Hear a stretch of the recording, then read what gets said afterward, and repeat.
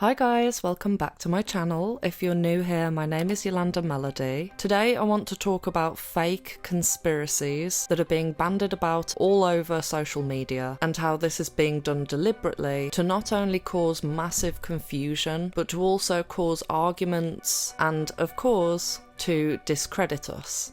I will be giving some examples in this video, obviously, and I'm not expecting people to flat out believe everything that I say, but what I will do is I'll point you in the right direction and encourage you to do your own research, because things are really starting to get confusing, even with me. If you follow me on Instagram, you'll know that I like to post a lot of controversial memes. At this point, I really don't care about being shadow banned on Instagram, but even I'm finding that there are so many quote-unquote truther videos and posts that say a little bit of truth and then mix up some half-truths with it. And I'm now having to be so vigilant with what I repost because I'm just seeing traps everywhere. So, the first example. This is a really good example, actually. A few weeks ago, I saw a meme posted about Klaus Schwab, professing that his father, Eugen Schwab, thrived in World War II and was supposedly a Nazi. But then, when you try to look up Klaus Schwab's actual family tree, there's claims that his mother, Marianne Schwab, is Jewish. I spent about an hour trying to figure out the actual truth, simply trying to find out who his real parents are. I know what my gut's telling me, but trying to find concrete information to show you guys has proven to be very, very difficult. After wasting so much time trying to investigate Klaus Schwab's bloodline, I got to a point where I thought, what does it even matter? What matters is his actions. People are judged based on the actions and the deeds that they commit, and we all know by now that those deeds aren't very good, to put it very lightly.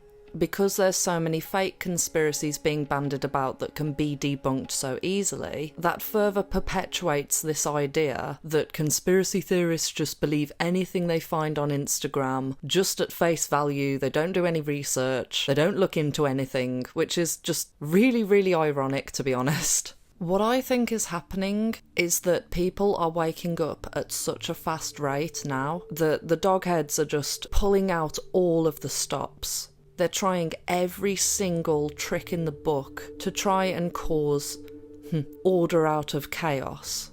And the game keeps changing now because initially all of the fake stories that came from the news were predominantly left-wing, but now the news is posting a lot of right-wing psyops, basically. For example, the thing that happened with the Christian school and the trans person that went in. So that story in of itself was obviously to aggravate everyone that is quote-unquote right-wing. But my general rule of thumb is if something is getting a lot of media coverage, or if the media is covering it at all, it's a puppet show.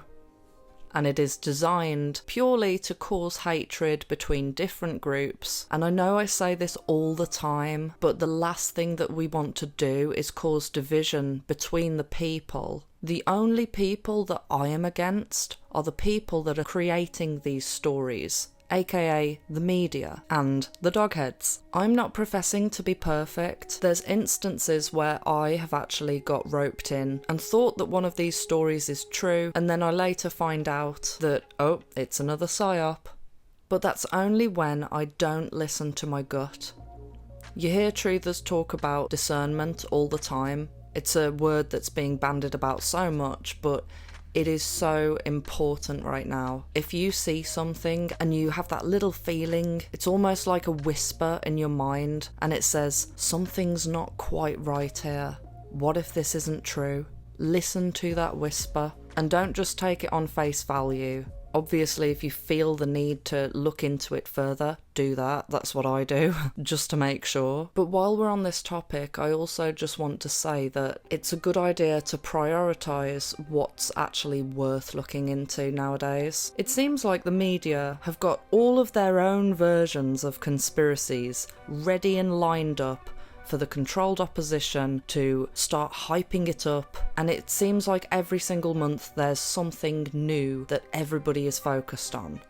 Whether it's 15-minute cities, woke drama, food shortages, yada yada yada. And there's no limit to the amount of content that you can watch in relation to these subjects. And what I've been doing lately is really enforcing some self-control when it comes to how much time I'm devoting to looking into a certain subject and assessing whether or not it's actually the most important thing to be looking at. Because a lot of these stories are simply a distraction from something bigger that's going on. When it comes to the 15-minute cities, I might do a video about it soon. I've not spent a great deal looking into the 15-minute cities though, because in my personal opinion, the cities are going to be the hotspot for everything to do with the Great Reset. I personally think that if you have the opportunity to live in the countryside and get away from the city, that would be my recommendation. I really don't think that they have the resources to infiltrate any of this stuff in the countryside. And if you watch my video about the Great Reset, even the World Economic Forum has said themselves that they're expecting a breakaway society of people who didn't want to participate in that system. Well, that's what I'm doing. There is some good news though. I've heard from people in various cities that the people living there are really not happy about these plans, and there are protests going on. People are spreading the word. I know that not everyone has the ability to simply pack all of their stuff and move. It's easy for me to say in this video, but everyone's situation is different. So if you live in the city, yeah, it is really important that you know about the 15-minute city plan, because it will affect you in a huge way, if their plans are successful, which I personally think they're not gonna be. Especially if everyone is fighting against it. It just simply won't be able to happen.